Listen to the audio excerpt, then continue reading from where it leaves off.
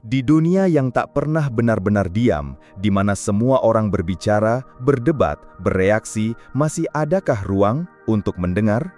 Masih adakah tempat bagi keheningan, bukan sebagai pelarian, tapi sebagai kekuatan? Jika kamu merasa lelah dengan kebisingan yang tak pernah reda dan sedang mencari ruang untuk merenungi hidup, merenungi diri sendiri, maka kamu berada di tempat yang tepat. Selamat datang di channel ini, tempat di mana kita menjelajahi kedalaman makna, bukan lewat teriakan, tetapi lewat keheningan dan pemikiran yang jernih. Jika kamu merasa perjalanan ini berharga dan ingin terus menyelami narasi-narasi penuh makna seperti ini, jangan lupa untuk subscribe, aktifkan notifikasimu, dan temani kami dalam setiap langkah menuju hidup yang lebih tenang dan sadar. Sekarang, mari kita mulai perenungan hari ini. Kekuatan diam, kenapa Stoik lebih banyak mendengar daripada bicara?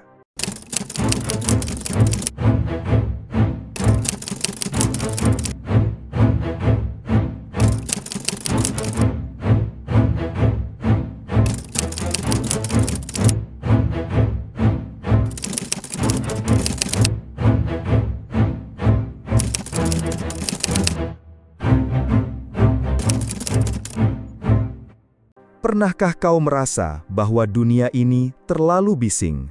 Bukan hanya oleh suara kendaraan, berita, atau percakapan yang berlomba jadi paling keras, tetapi juga oleh pikiran kita sendiri. Kita hidup di zaman di mana setiap orang ingin terdengar, semua ingin didengar, semua ingin diakui. Tapi siapa yang benar-benar mendengar? Di tengah keramaian kata dan ambisi, diam telah menjadi bahasa yang asing. Padahal, di dalam diam, ada kekuatan yang tak terucap.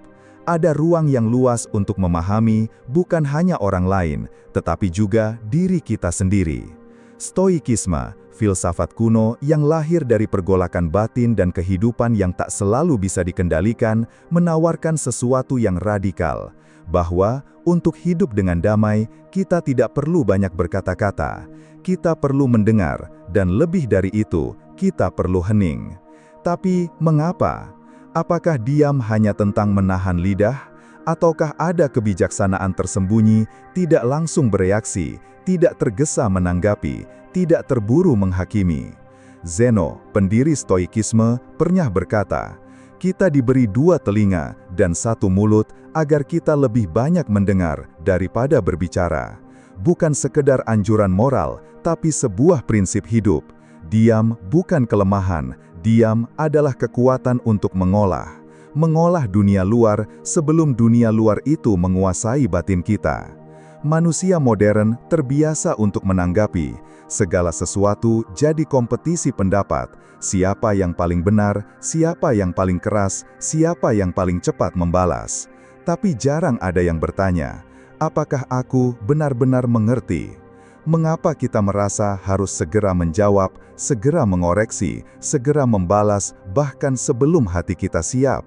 Dalam diam, seorang Stoik belajar menunggu sampai emosi reda, sampai ego menepi, sampai kebenaran bisa muncul bukan dari mulut, tapi dari kejernihan pikiran yang telah melewati badai. Bukankah kita semua pada akhirnya ingin dimengerti sebelum dijawab? Ingin didengarkan sebelum dinasehati? Disinilah kekuatan sejati dari diam. Ia bukan kekosongan, melainkan wadah. Wadah yang menampung makna yang belum sempat diucapkan. Wadah untuk mendengar dunia dan untuk mendengar batin sendiri. Dia mengajarkan kita untuk tidak selalu menjadi pusat, untuk mundur sedikit, melihat lebih luas, merasakan lebih dalam. Dalam diam, kita berhenti menjelaskan dan mulai memahami. Mungkin itulah mengapa para bijak di masa lalu tidak dikenal karena banyaknya kata-kata, tetapi karena kedalaman cara mereka mendengar. Karena ketika kita berhenti sejenak dari keramaian suara, kita bisa mulai mendengar sesuatu yang lebih jujur, suara hati, suara nurani, suara kehidupan itu sendiri. Dan dalam ketenangan itu, barulah kita bisa bertanya, apa yang sebenarnya penting untuk diucapkan, dan apa yang sesungguhnya hanya perlu dipahami dalam diam. narasi ini belum selesai, karena kekuatan diam bukan hanya soal tidak berbicara, tetapi tentang bagaimana kita hadir tanpa menguasai, mendengar tanpa menghakimi, menjadi tanpa membuktikan. Di bagian berikutnya, kita akan menyelami lebih dalam bagaimana diam membentuk keteguhan jiwa, dan bagaimana mendengar menjadi bentuk cinta paling sejati. Tapi untuk saat ini, mari izinkan diri kita untuk diam sejenak.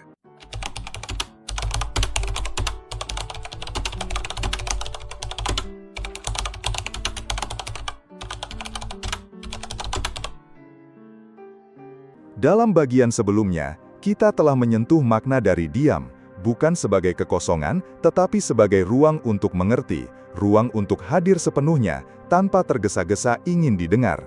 Kini, mari kita melangkah lebih dalam, karena diam, bagi seorang stoik, bukan hanya jeda dari kata-kata. Ia adalah latihan jiwa, latihan untuk tetap utuh meski dunia terus mengguncang. Manusia modern hidup di bawah badai gangguan, notifikasi yang tak pernah henti, ekspektasi yang makin menyesakkan, dan suara-suara dari luar yang terus menuntut agar kita menjawab, menjelaskan, membenarkan, membela. Tapi dalam filsafat stoik, respon terbaik terhadap dunia yang kacau seringkali bukan argumen, melainkan keheningan yang penuh kesadaran. Karena diam bukan ketidaktahuan, diam adalah pilihan sadar untuk tidak larut dalam arus reaktif, untuk menahan lidah agar hati bisa berbicara terlebih dulu. Bayangkan seorang manusia yang sedang dilukai, dikhianati, atau disalahpahami. Naluri pertama kita adalah membalas, membela diri, menyerang balik. Tapi stoik akan berhenti sejenak, bukan karena tak punya kata, melainkan karena tahu kemarahan adalah tamu yang buta, dan reaksi yang lahir dari kemarahan sering hanya memperpanjang luka. Marcus Aurelius, kaisar yang juga seorang filsuf, pernah menulis, "Jika engkau terganggu oleh sesuatu di luar dirimu, penderitaan itu bukan karena hal itu, melainkan karena penilaianmu tentang hal itu, dan engkau punya kuasa untuk mengubah penilaian itu." Diam adalah cara mengembalikan kuasa itu. Kita berhenti, membiarkan penilaian itu mengendap, dan melihatnya dengan mata yang lebih jernih.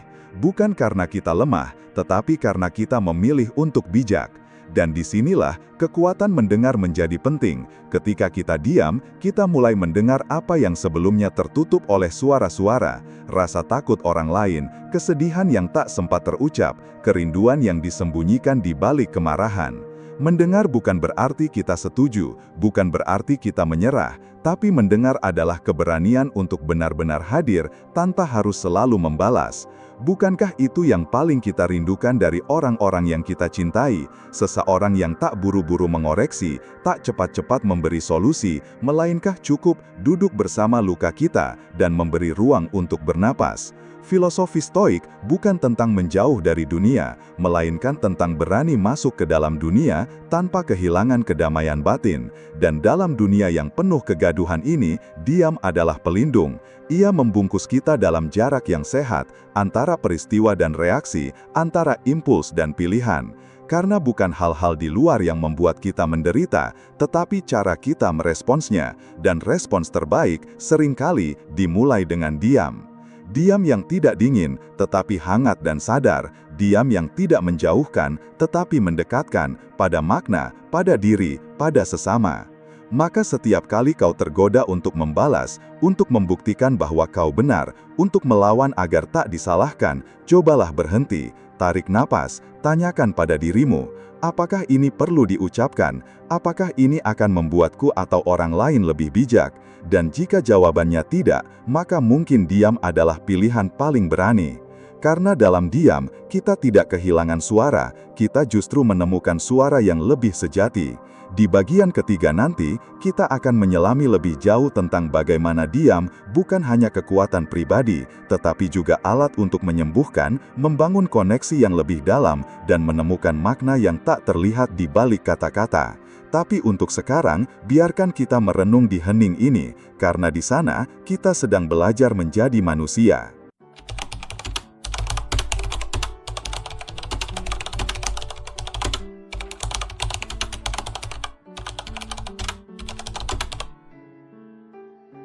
Kita telah melihat bagaimana diam dalam pandangan Stoik bukan kelemahan, melainkan kekuatan batin, bukan penghindaran, melainkan kehadiran yang utuh. Dan kini, mari kita tanyakan sesuatu yang lebih dalam. Apa yang sedang kita cari di balik semua kata? Mengapa kita ingin didengar, dimengerti, dibenarkan? Apa yang sesungguhnya ingin kita raih lewat suara kita? Jawaban dari pertanyaan itu seringkali bukan tentang kebenaran, tetapi pengakuan, tentang rasa bahwa kita ada, kita penting, kita tak dilupakan. Manusia, pada dasarnya, bukan hanya makhluk rasional, tetapi juga makhluk yang rapuh, yang mendambakan pemahaman, yang sering menyamakan validasi dengan cinta. Dan inilah mengapa diam bisa terasa mengancam, karena di dunia yang gemar membuktikan eksistensi lewat suara, diam sering disalahartikan sebagai ketidakhadiran. Padahal, diam dalam makna yang sejati adalah bentuk paling murni dari perhatian. Seorang Stoik tidak berbicara untuk menang, ia berbicara jika perlu, dan memilih diam jika yang ingin disampaikan hanya lahir dari ego. Mengapa? Karena dalam diam kita belajar membedakan mana suara hati, mana suara luka, mana yang benar, dan mana yang hanya keinginan untuk terlihat benar. Filsafat Stoik mengajarkan kita bahwa yang terpenting bukan bagaimana dunia melihat kita, tetapi bagaimana kita melihat dunia tanpa diselimuti kabut emosi, tanpa menumpuk lapisan-lapisan penilaian yang membuat segalanya tampak lebih rumit dari kenyataannya. Epictetus, seorang budak yang menjadi filsuf besar, berkata, "Hal yang mengganggumu bukanlah kenyataan, tetapi pikiranmu tentang kenyataan." Diam memungkinkan kita untuk memisahkan keduanya, untuk tidak bereaksi dari tempat yang gelap, melainkan merespons dari tempat yang jernih. Dan lebih jauh lagi, dia menjadi cermin dari integritas. Di saat banyak orang berbicara hanya untuk disukai, seorang Stoik memilih keheningan agar tidak mengkhianati nuraninya sendiri.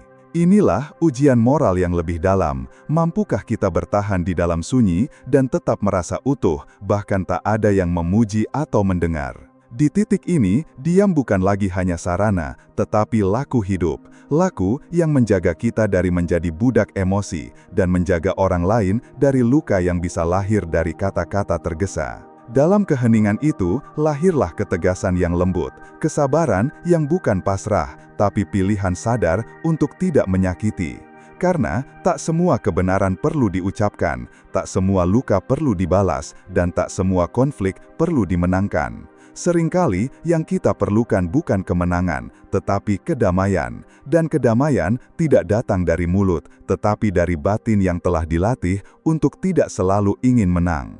Inilah kekuatan diam yang sejati. Ia bukan hanya menahan suara, tetapi menahan ego yang ingin selalu menjawab. Di bagian terakhir nanti, kita akan menjelajahi bagaimana diam bisa menjadi bentuk tertinggi dari kebijaksanaan, dan bagaimana kita bisa menjalani kehidupan yang lebih selaras, bukan dengan menjadi lebih keras, tetapi lebih dalam.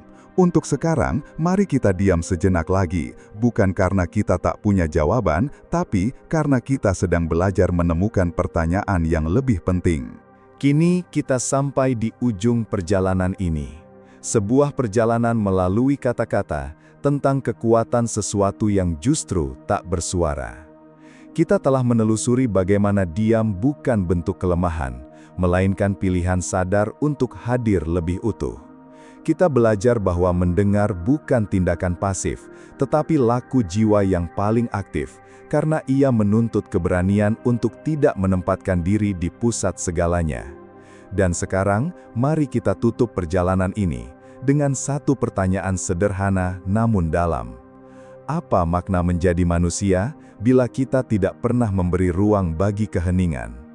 Kita hidup dalam dunia yang terus mempercepat segalanya. Kita diajarkan untuk selalu menjawab, selalu membalas, selalu menunjukkan bahwa kita tahu sesuatu. Tapi di tengah kegaduhan itu, apakah kita benar-benar tumbuh? Ataukah kita hanya mengulang suara-suara dari luar tanpa pernah menyentuh keheningan di dalam? Stoikisme mengajak kita untuk berhenti sejenak, bukan untuk mundur dari kehidupan, tetapi agar kita bisa kembali menjalaninya dengan arah yang jernih.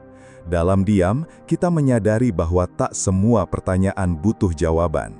Sebagian hanya perlu direnungi, dan sebagian lagi cukup dibiarkan mengendap seperti hujan yang tak tergesa, tetapi mampu menyuburkan jiwa. Karena pada akhirnya, hidup bukan tentang siapa yang paling banyak bicara, tetapi siapa yang paling mampu hadir, dalam tawa, dalam luka, dalam kehilangan, maupun keheningan. Dan mungkin, kita tidak perlu selalu dimengerti untuk merasa utuh. Kita hanya perlu mengerti diri sendiri dengan lebih dalam dan menghadirkan diri kita secara jujur dalam kehidupan ini, tanpa perlu terburu memberi kesan. Kita mulai belajar bahwa diam bukan tentang memendam, tetapi tentang memilih dengan bijak, mana yang layak diucapkan, mana yang lebih indah dibiarkan hidup di dalam hati. Kita mulai memahami bahwa mendengar bukan sekedar memberi telinga, tetapi memberi hati, dan bahwa menjadi manusia yang mendengarkan adalah bentuk paling tenang dari cinta. Di dunia yang mengukur nilai dari seberapa banyak kita bicara, Stoikisme mengajarkan sesuatu yang radikal, bahwa justru dalam diamlah terdapat keteguhan, dalam mendengar terdapat kebijaksanaan, dan dalam keheningan terdapat ketenangan yang tidak bisa dibeli oleh siapapun. Jadi kini, setelah semua refleksi dan perenungan ini, mungkin saatnya kita bertanya, sekali lagi, bukan kepada dunia, tetapi kepada diri sendiri. Bisakah aku mulai memberi ruang bagi diam dalam hidupku? Bukan sebagai pelarian, tapi sebagai rumah. Rumah yang sunyi, namun hangat. Rumah yang sederhana, namun menenangkan. Rumah yang membuat kita sadar bahwa kita tidak perlu selalu didengar untuk benar-benar hadir.